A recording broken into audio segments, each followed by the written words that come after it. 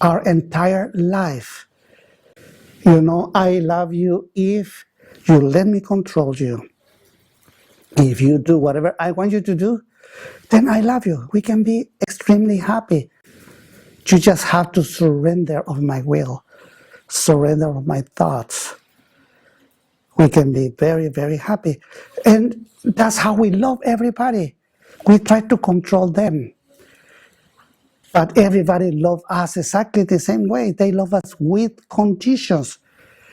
And they love us if they can control us. If we allow them to control us, then they love us. That is conditional love. And we see that all around us, everybody loves exactly the same way. They love each other with conditions. But the very worst part is that we learn to love ourselves also with conditions. I love myself if I can become the way I should be, if I can become what my parents want me to be, if I become what my friends, the people around expect from me. And if not, then I will reject myself.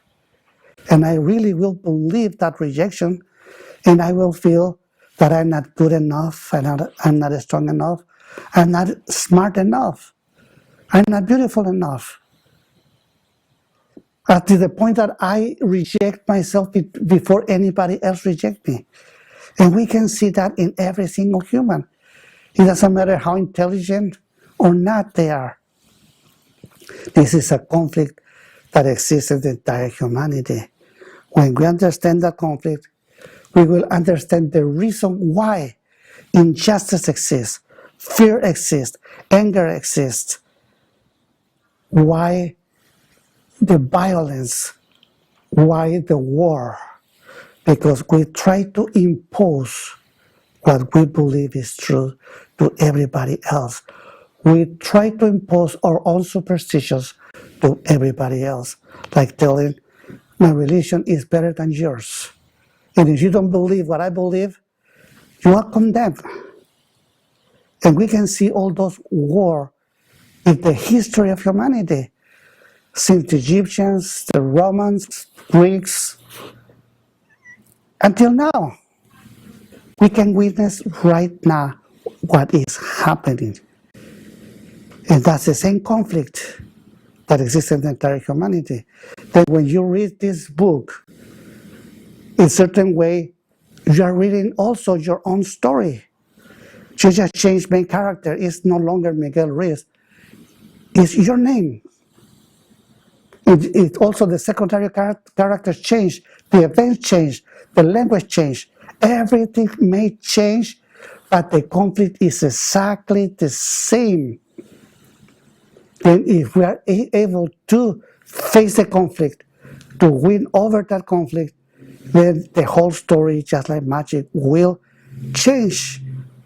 But we need to understand that we have a powerful weapon in order to face that conflict. And that weapon is the truth. Remember?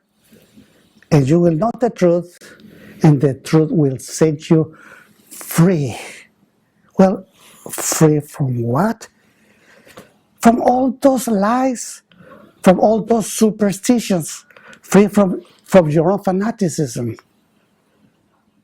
free from yourself. The name of the book is The Toltec Art of Life and Death.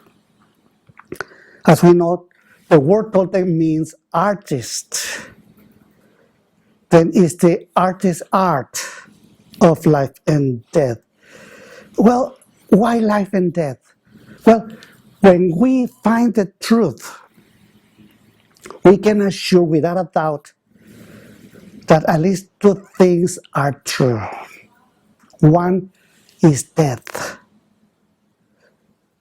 We don't need to prove that death exists, because we all will die. Sooner or later, every single human will die. And it's a fact.